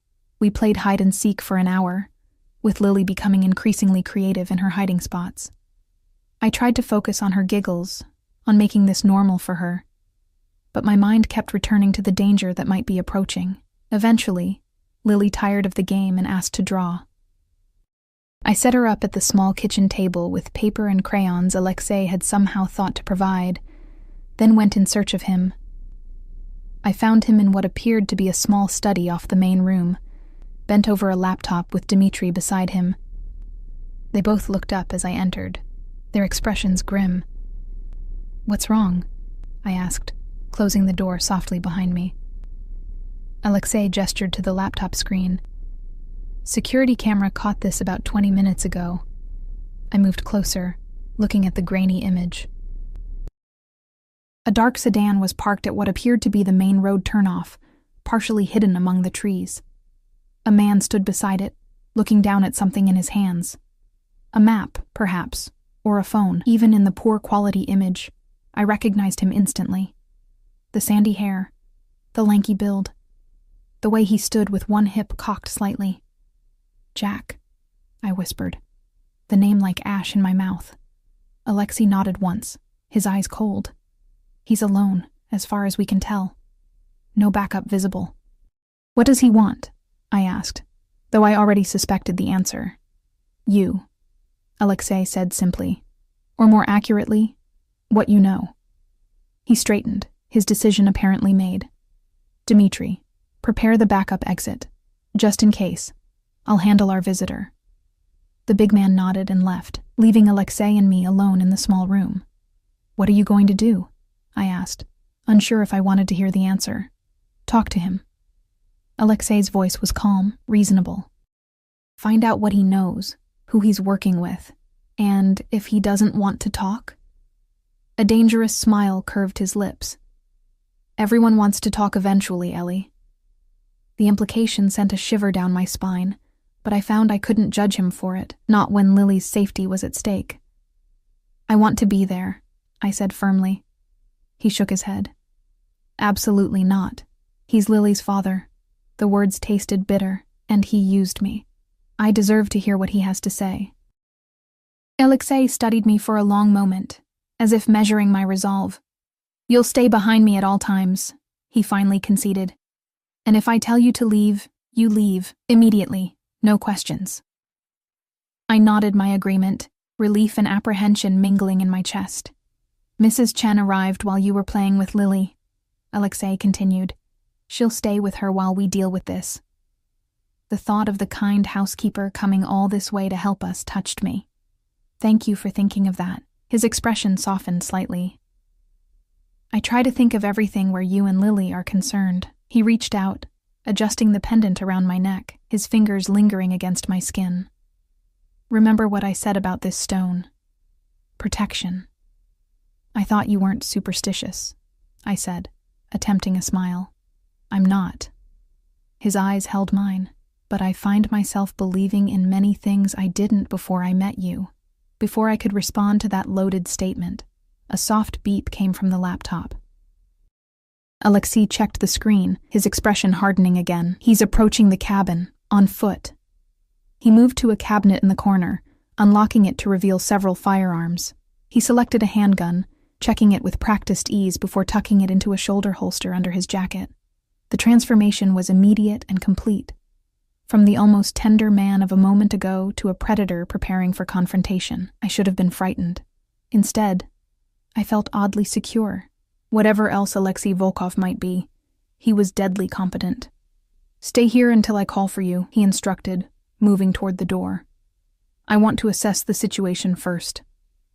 I nodded, my heart pounding as he left the room. Through the small window I watched as he stepped onto the porch, flanked by Dmitri and another guard. Their posture was relaxed but alert, giving nothing away. A minute later, Jack emerged from the tree line, alone as predicted. Even from a distance, I could see he hadn't changed much in 6 years, still handsome in a boyish way, still moving with that easy confidence that had attracted me initially. But now I saw it differently, recognizing the trained grace of someone who knew how to handle himself. He stopped at the edge of the clearing, hands held slightly away from his sides to show he was unarmed. His voice carried faintly through the window. "Alexei Volkov, we need to talk." Alexei's response was too low for me to hear, but his stance remained unchanged. A predator allowing prey to approach, but ready to strike at any moment. Jack took a few steps closer, still maintaining a safe distance. "I'm not here to cause trouble. I'm here for Ellie Evans." At the sound of my name on his lips that had once promised love, then left me alone and pregnant, a cold rage settled over me. Before I could think better of it, I opened the study door and stepped onto the porch. "I'm right here, Jack," I called, moving to stand beside Alexei, who shot me a warning glance but didn't try to stop me. "What could you possibly want after 6 years of silence?" Jack's eyes widened slightly at the sight of me. "Ellie, thank God you're okay." His gaze flicked to Alexei, then back to me. "You need to come with me.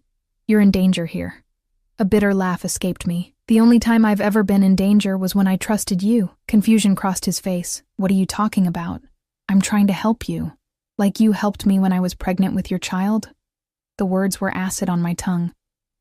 "Like you helped when Lily had colic and I hadn't slept in days? Like you helped with her first day of school, her doctor's appointments, her nightmares?" Jack at least had the grace to look ashamed. "I know I have a lot to make up for." "You have nothing to make up for," I interrupted, "because you are nothing to us. Not anymore." Alexei's hand settled lightly at the small of my back, a subtle show of support that gave me strength. "Ellie, please," Jack pleaded. "You don't understand what kind of man he is." He gestured to Alexei. "He's dangerous, a criminal. Whatever he's told you..." "He's told me the truth," I said firmly. "Which is more than I can say for you, Agent Miller." The use of his title clearly surprised him. His eyes narrowed, reassessing the situation. "So you know." "I know enough," I replied. "I know you used me to get information about hotel clients. I know you're working with your uncle, the commissioner. What I don't know is whether you ever cared about me at all, or if every moment between us was a lie." Pain flickered across his face, and for a moment, he looked like the Jack I'd once loved. "Not everything was a lie, Ellie. I did care for you. But my job... Your job was more important than your child." I finished for him. "I've understood that for years. What I don't understand is why you're here now, because you're in danger," he repeated, his voice urgent. "The mayor was just the beginning. There's a war brewing between rival organizations, and you're caught in the middle. Whatever you saw in that hotel room is none of your concern," Alexei cut in, his voice deceptively calm. "Ms. Evans and her daughter are under my protection." Jack's expression hardened. "Your protection is what put her in danger in the first place." "No, Jack," I said, finding clarity in the midst of chaos. "Your abandonment put us in danger. Every day, as I struggled to support Lily alone. Every night, as I worked extra shifts at the hotel where I eventually stumbled into this situation. If you had been a father to your daughter, I might never have been in that hotel suite that day." My words hit their mark. Jack flinched, genuine regret crossing his face. "Ellie, please. Come with me. Bring Lily. I can keep you safe. Put you in witness protection. And then what? I challenged. You'll suddenly be a father after 6 years of absence? You'll build a relationship with a daughter who doesn't even know you exist? Because I never told her about you, Jack. As far as Lily knows, her father is just gone. Not dead. Not busy. Just gone. The revelation seemed to physically pain him. I want to make it right, he said quietly. I want to know my daughter. You lost that right when you walked away, I replied, surprised by the steadiness of my own voice. But that's not why you're really here, is it? You want what I know about Alexei's operation. You're still putting the job first. Jack's silence was confirmation enough. Behind him, I noticed movement in the trees. Subtle, but definite. Alexei noticed it too. His posture shifted slightly, his hand moving imperceptibly closer to his concealed weapon. You didn't come alone after all, he observed, voice dangerously soft. Jack's expression changed, a flash of alarm quickly masked. I don't know what you're talking about. 3 men in the tree line, Alexei said calmly. Not very subtle. FBI backup, or something else. Before Jack could answer, the crack of a gunshot split the air. I screamed as Jack crumpled to the ground, blood blossoming on his shoulder. In one fluid motion, Alexei pushed me back toward the cabin door. Inside! Now! He shouted, drawing his weapon as more shots rang out. The next few moments passed in a chaotic blur. Alexei shoved me through the cabin door as Dmitri and the other guards returned fire, providing cover. Jack lay bleeding on the ground, crawling toward the partial shelter of the porch steps. Mommy? Lily's frightened voice came from the kitchen, where Mrs. Chen was holding her protectively. What's that noise? Just stay with Mrs. Chen. Baby, I called, trying to keep my voice steady. Everything's okay. Mrs. Chen nodded once, understanding the gravity of the situation, and led Lily toward the back of the cabin. More gunshots echoed outside. Through the window, I could see Alexei crouched behind a large planter, exchanging fire with unseen assailants in the trees. Dmitri had taken position at the corner of the cabin, his massive frame surprisingly agile as he moved from cover to cover. Jack had managed to drag himself to the porch, leaving a smear of blood on the wooden planks. His face was pale with pain and shock, but he was conscious, pressing one hand to his wounded shoulder. Against every instinct for self-preservation, I opened the door just enough to grab his uninjured arm. Come on! I hissed, pulling him inside. He stumbled through the doorway, collapsing against the wall as I slammed and locked the door behind him. Why? He gasped, looking up at me with confusion. Because you're Lily's father, I said simply. No matter what else you've done. I grabbed a clean dish towel from the kitchen and pressed it against his bleeding shoulder. Who are they, Jack? Not FBI. He grimaced in pain. No. My uncle's men. He broke off, coughing. He's in deep with the Sokolov organization, rival to Volkov's operation. The pieces clicked into place. The commissioner sent you to find me, but he also sent them to eliminate anyone who knew about the photos. Including me, Jack confirmed grimly, once I served my purpose. Your own uncle? I couldn't hide my shock. Family means nothing to him, just power. Jack's eyes met mine, genuine remorse in their depths. I never wanted you involved in this, Ellie. I thought I was protecting you by leaving. Funny way of showing it, I muttered, though the anger that had sustained me for 6 years was giving way to something more complicated. A brief lull in the gunfire was followed by shouted orders outside. I peered cautiously through a gap in the curtains to see Alexei directing his men in a flanking maneuver. Despite the danger, I couldn't help admiring the cool authority with which he handled the crisis, a stark contrast to Jack, who had always avoided difficult situations. He cares for you, Jack observed quietly, watching my face. Volkov. I can see it. I turned back to him, surprised by his perception. Yes, he does. And you care for him. It wasn't a question. I nodded, not bothering to deny it. He's protected us, been there for Lily in ways you never were. Pain flickered across his face that had nothing to do with his physical wound. I've missed so much of her life. 6 years, I agreed, my voice softening despite myself. She's smart, stubborn, Loves stories about princesses who save themselves. She has your eyes. Jack swallowed hard. Could I meet her? Just once, when this is over. Before I could answer, the back door burst open. Alexei strode in, his expression thunderous until his eyes landed on me. Relief washed over his features, quickly replaced by cold fury when he saw Jack. You brought him inside? The question was dangerously quiet. He's injured, I said, standing my ground. And he has information. Alexei's jaw tightened, but he didn't argue. The situation outside is contained. For now, 3 men down, but there will be more coming. His gaze shifted to Jack. Talk. Everything you know. Now. Despite his injury and the blood-soaked towel pressed to his shoulder, Jack straightened, meeting Alexei's stare directly. My uncle, Commissioner Miller, has been working with the Sokolov family for years. They've been trying to take over your territory, but they needed leverage. The photos you've been collecting as insurance. When Ellie accidentally saw them, she became a liability. And your role in this? Alexei demanded. I was sent to find her, gain her trust, get her away from you. Jack glanced at me. I didn't know she was with you willingly.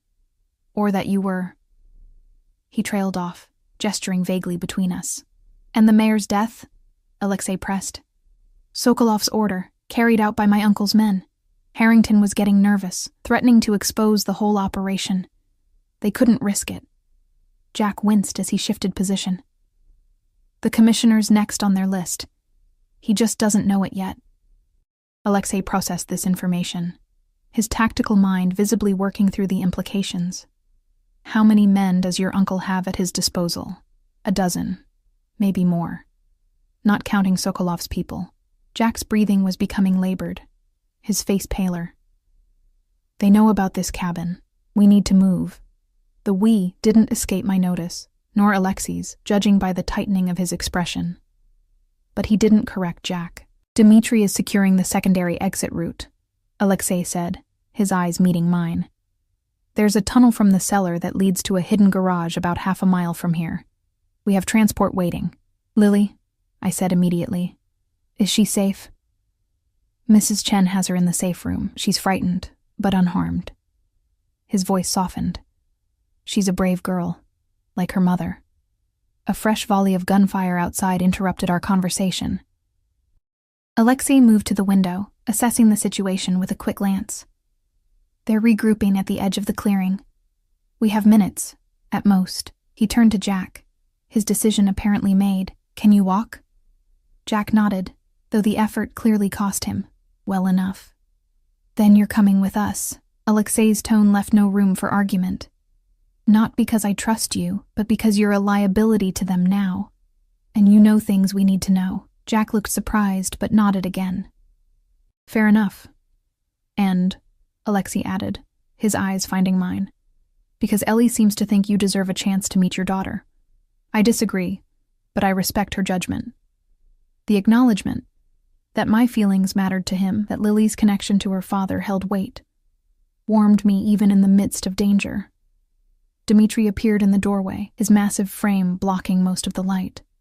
Exit secure, boss, but we need to move now. Get Mrs. Chen and the child, Alexei ordered. Ellie, help Agent Miller. I'll cover our retreat. I looped Jack's uninjured arm around my shoulders, supporting his weight as we moved toward the back of the cabin.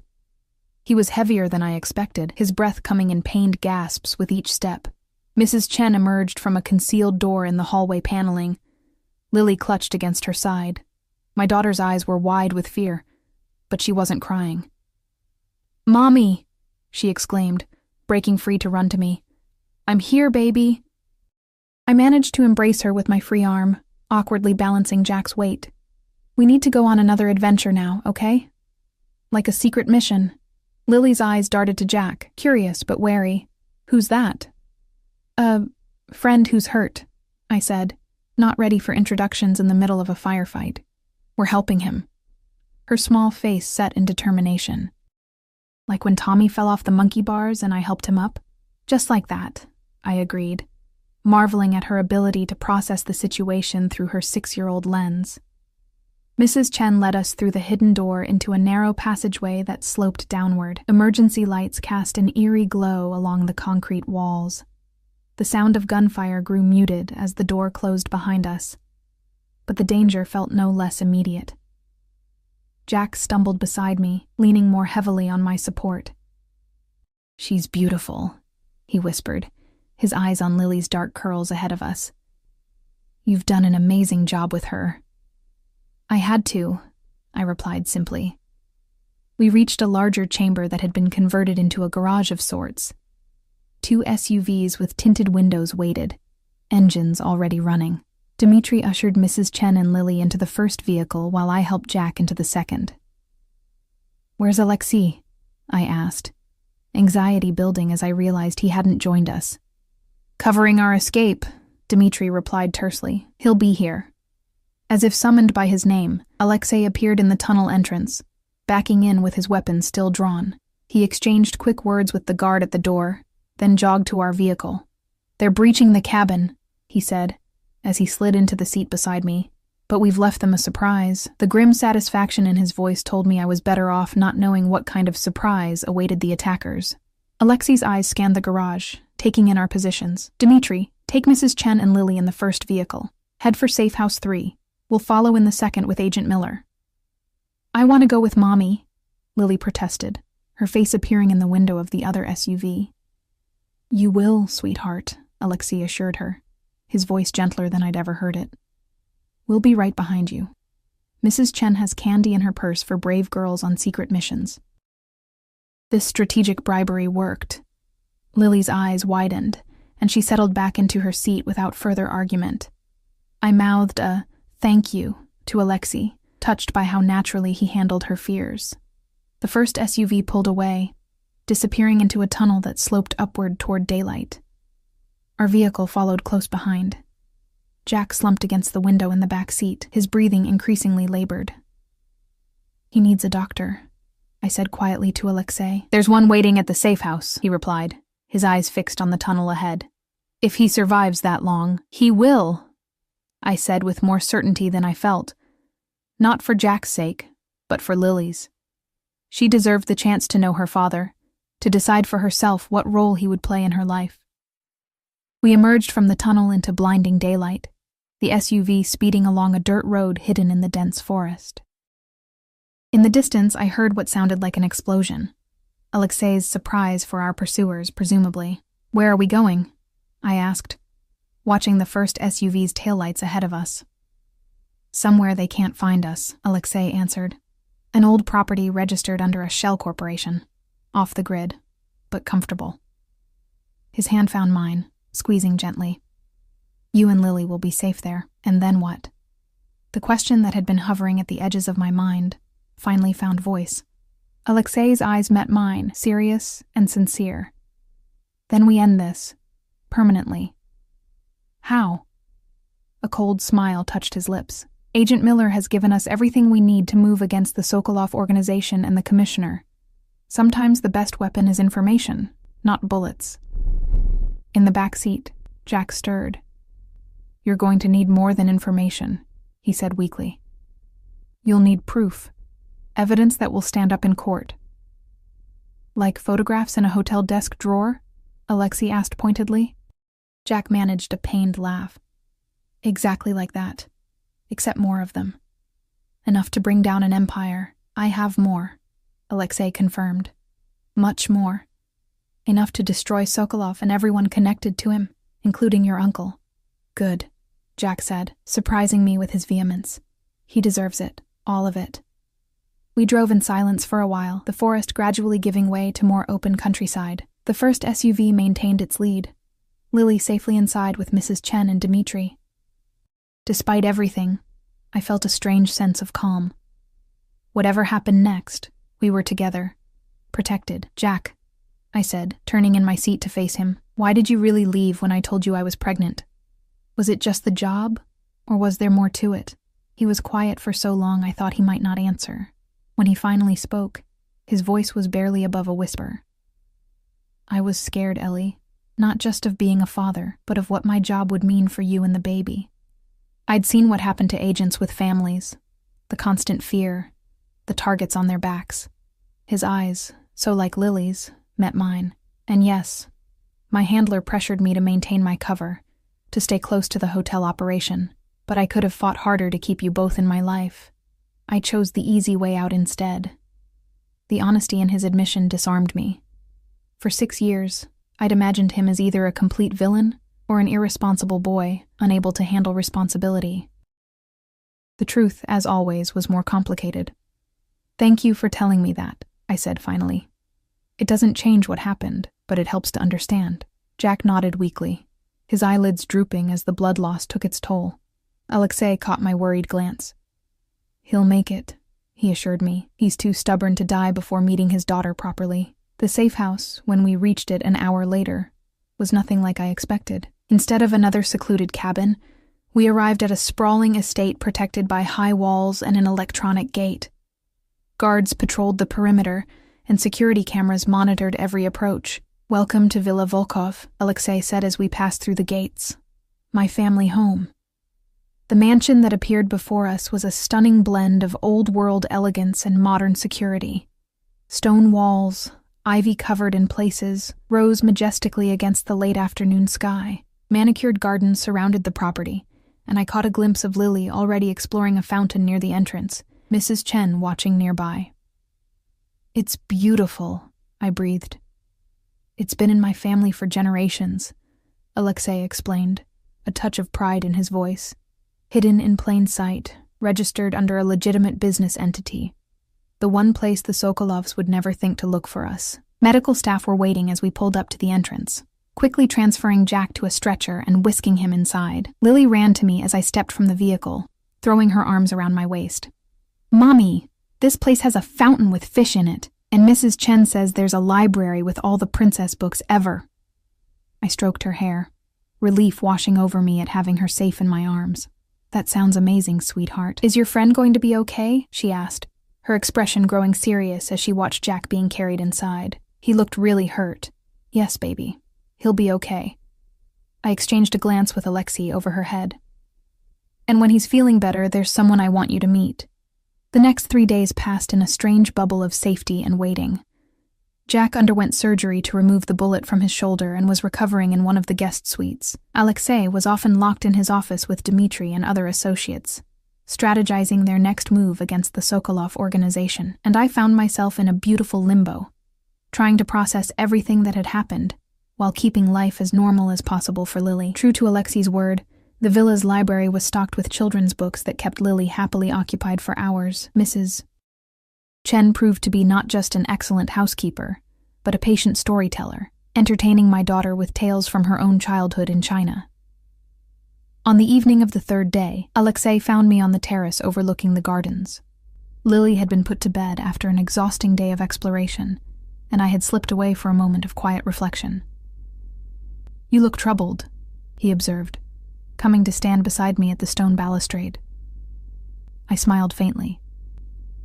"Just thinking about how much has changed in such a short time. 2 weeks ago, I was a hotel maid worrying about making rent. Now I'm here." "Do you regret it?" he asked, his voice carefully neutral. "Getting involved in all this?" I turned to face him fully, taking in his features in the soft evening light. Despite the danger we'd faced, despite the uncertainty still ahead, my answer came easily. "No, I don't regret it. Not when it led me to you." Something in his expression softened, the perpetual guard lowering just for me. "Ellie." Words seemed inadequate for what had grown between us. I reached for him instead, my fingers tracing the strong line of his jaw. He caught my hand, pressing a kiss to my palm, then drew me into his arms. This kiss was different from our first, not born from fear or adrenaline, but from something deeper, more certain. I melted against him, my arms winding around his neck as his hands splayed across my back, drawing me closer. When we finally broke apart, both breathing heavily, he pressed his forehead to mine. "I've never felt this way before," he confessed, his voice rough with emotion. "Never allowed myself to." "Because of your work?" I asked softly. "Because of who I am, what I've done." His eyes, so intensely blue, searched mine. "I'm not a good man, Ellie. You are to me," I said simply. "To Lily." The rest is complicated, but that truth isn't. He kissed me again, more gently this time, his hands cradling my face as if I were something precious. A discreet cough from the doorway interrupted us. We turned to find Mrs. Chen, her expression carefully neutral. "Forgive the intrusion, Mr. Volkov, but Agent Miller is asking for Ms. Evans. He says it's important." Alexei's arms tightened around me briefly before releasing me. "Go, I'll be in my office when you're done," I nodded, smoothing my hair self-consciously as I followed Mrs. Chen back inside. She led me to the guest suite where Jack was recovering, knocking once before leaving me alone in the doorway. Jack was sitting up in bed, looking better than I'd expected. Some color had returned to his face, and the bandage on his shoulder was less bulky than before. "Ellie," he said, his voice stronger than it had been in the car. "Thank you for coming." I entered cautiously, taking a seat in the chair beside his bed. "Mrs. Chen said it was important." He nodded, adjusting his position with a wince. "I've been in contact with my superiors at the bureau, the ones I trust, not the ones in my uncle's pocket." My eyebrows rose in surprise. "Alexei allowed that?" "It was his idea, actually." Jack looked equally surprised. "He's smarter than I gave him credit for. He knows this ends best for everyone if it's done legally, through proper channels." "What did your superiors say?" "They're mobilizing. The evidence Alexei provided, combined with my testimony, is enough to bring down my uncle and most of the Sokolov organization." He looked at me directly. "But there's a catch." My stomach tightened. "What catch?" "You'll need to testify too, Ellie, about what you saw in that hotel room. It places you directly in danger." I had expected this, had known deep down that our ordeal wouldn't end cleanly without my involvement. "I'll do whatever it takes to keep Lily safe," I said firmly. "If that means testifying, I will." Jack's expression softened with what looked like respect. "You've always been stronger than I gave you credit for." I had to be.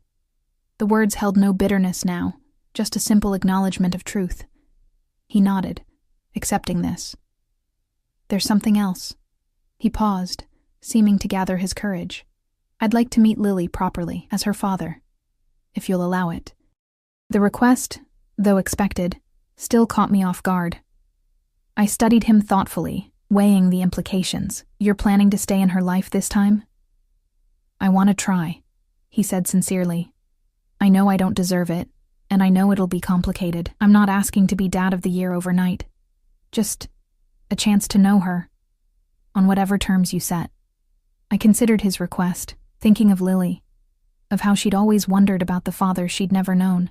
"I'll introduce you tomorrow," I decided, "as her father. But the relationship builds slowly, on her terms and mine. And you never, ever make promises you can't keep." Relief washed over his features. "Thank you, Ellie. That's more than I deserve." "It's not about what you deserve," I said honestly. "It's about what's right for Lily." He nodded, understanding the distinction. "And what about you and Volkov?" That looked serious. I felt a flush rising to my cheeks. "It is. Serious, I care for him deeply. Despite what he is," Jack couldn't hide the hint of judgment in his voice. "Because of who he is," I corrected. "The man who protected us, who respected me, who makes pancakes shaped like elephants for a little girl he just met." I stood, ready to end the conversation. "People are complicated, Jack. You of all people should understand that." He had the grace to look chastened. "Fair enough. I just want you to be careful." "I will be," I assured him. "But my heart is my own to give." As I turned to leave, Jack called after me. "For what it's worth, Ellie, I think he truly loves you. I've never seen Alexei Volkov look at anyone the way he looks at you." The words followed me down the hallway as I made my way to Alexei's office, a warmth blooming in my chest despite the uncertainty still facing us. I found him at his desk, poring over documents, the weight of responsibility evident in the set of his shoulders. He looked up as I entered, his expression immediately softening. "How did it go?" he asked, setting aside his work. "Well enough." I moved around the desk, perching on its edge beside him. "He told me about your plan, using the legal system to bring down Sokolov and the commissioner." Alexei nodded. It's cleaner that way. Less collateral damage. And what about you? I asked the question that had been nagging at me. Won't this expose your own business activities? A small smile touched his lips. I've been preparing for this possibility for years, Ellie. My legitimate businesses are well insulated from my other ventures, and sometimes, to win the larger war, one must concede a battle. Meaning? Meaning, I'm willing to step back from certain aspects of my operation to ensure your safety and Lily's. His hand found mine, our fingers intertwining naturally. Some things are worth the sacrifice. The implication took my breath away. You would do that? For us? For you, he confirmed, his voice low and intense. For the family we could be. Family. The word hung in the air between us, full of promise and possibility. I leaned down, pressing my lips to his in a gentle kiss that conveyed everything words couldn't. I'm introducing Jack to Lily tomorrow, I said when we broke apart, as her father. If I expected jealousy or resistance, I was mistaken. Alexei merely nodded his understanding. She deserves to know her heritage, and he deserves a chance to be better than he was. The magnanimity of his response only deepened my feelings for him. Thank you for understanding. I understand family, Ellie, its importance, its power. His thumb traced circles on the inside of my wrist. And I want you to know that whatever relationship he builds with Lily, it doesn't threaten what I hope to build with both of you. The promise in those words, the future they hinted at, made my heart swell. And what do you hope to build? He stood, drawing me fully into his arms. Something permanent. Something true. If you'll have me. My answer was in the way I melted against him, in the tears that threatened at the corners of my eyes, in the kiss that sealed a promise between us. One more binding than any legal document or criminal code. 1 month later, I stood in the courtroom, my testimony complete. The commissioner's face had grown increasingly pale as I described the photographs I'd seen in Alexei's hotel suite. Evidence of corruption that reached into every corner of the city's power structure. Jack's testimony had followed mine, more detailed and damning. The trial had made headlines, exposing a network of corruption that had festered for years. The Sokolov organization was in tatters, its key members arrested or in hiding. And Alexei, true to his word, had strategically distanced himself from his less legitimate ventures, emerging as a businessman cooperating with authorities rather than a target of their investigation. As I stepped down from the witness stand, my eyes found Alexei in the gallery. He sat tall and imposing in a perfectly tailored suit, his expression unreadable to most. But I could see the pride in his eyes, the subtle nod of approval he gave me. Outside the courthouse, away from the media frenzy, he pulled me into his arms. You were magnificent, he murmured against my hair, brave as always. Is it really over? I asked, still hardly daring to believe it. The worst of it, he confirmed. There will be more hearings, more legal proceedings, but the danger has passed. Sokolov is finished. Relief washed through me. And Lily? Safe at home with Mrs. Chen, waiting for us. His eyes softened at the mention of my daughter, who had in these few short weeks claimed a piece of his heart as surely as I had. And Jack called. He'll be by tomorrow for their scheduled visit. The arrangement was working better than I'd expected. Jack, still recovering from his injury, had begun building a cautious relationship with Lily. He came by the villa twice a week, reading her stories, learning her likes and dislikes, earning her trust slowly but surely. He and Alexei maintained a careful civility around each other, not friends, certainly, but united in their concern for Lily's well-being. Take me home, I said, suddenly weary of courtrooms and justice systems and the weight of the past. Alexei's car waited at the curb, Dmitri standing guard beside it. The drive back to the villa passed in comfortable silence, my head resting on Alexei's shoulder, his arm around me protectively. Home. The word had taken on new meaning in recent weeks. No longer the small apartment where Lily and I had struggled to get by, but the villa with its gardens and fountains, its library and warm kitchen where Mrs. Chen taught Lily to make dumplings. Home was Alexei's arms around me at night, his voice reading bedtime stories to Lily, the future we were building together. As we pulled through the gates, Lily came running down the front steps, her face alight with excitement. "Mommy! "Alexei, come see what I made!" I laughed as she tugged us both by the hand into the house, leading us to the kitchen where a lopsided cake sat proudly on the counter, frosting unevenly applied but clearly made with love. "Mrs. Chen helped with the oven," Lily explained, "but I did the decorating all by myself." "It's beautiful," Alexei said seriously, examining it with the same attention he gave to business reports. "The most beautiful cake I've ever seen." Lily beamed up at him, then at me. "It's to celebrate. Mrs. Chen said today was important." "It was," I agreed, smoothing her dark curls, "and this is the perfect way to celebrate." Later that evening, after Lily was tucked into bed with promises of cake for breakfast, Alexei and I stood on our bedroom balcony, watching the stars emerge in the velvet sky. "I have something for you," he said, producing a small box from his pocket. My breath caught as he opened it to reveal a ring, a stunning blue diamond surrounded by smaller white ones, echoing the pendant that still hung around my neck. "Ellie Evans," he began, his voice uncharacteristically hesitant, "you came into my life unexpectedly. On your knees cleaning a bloodstain that wasn't your responsibility. You've seen the darkest parts of me and stayed anyway. You've brought light and purpose into a life I thought would always be defined by power and control alone." He took my hand, his blue eyes more vulnerable than I'd ever seen them. "I'm not a perfect man. My past is complicated. My business still walks gray areas. But I promise you this. My love for you and Lily is the purest thing I've ever known. Will you marry me? Make this family we've found official." Tears blurred my vision as I nodded, words failing me completely. He slipped the ring onto my finger, then drew me into his arms, his kiss sealing the promise between us. "I never thought my life would change because I noticed a stain," I whispered against his lips, echoing the thought that had begun this journey. "But I'm so glad it did. Fate has strange ways of working," Alexei agreed, holding me close. "But I believe we were always meant to find each other." As we stood there under the stars, his strong arms around me, I knew he was right. From hotel maid to protected beloved, from danger to safety, from loneliness to family, my path had been unexpected, but perfect in its way.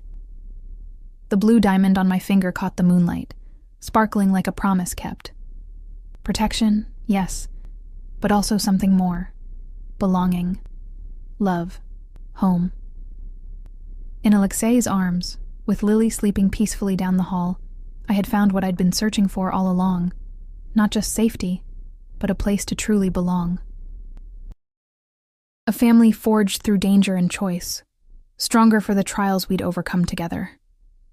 And as Alexei's lips found mine once more under the stars, I knew this was just the beginning of our story.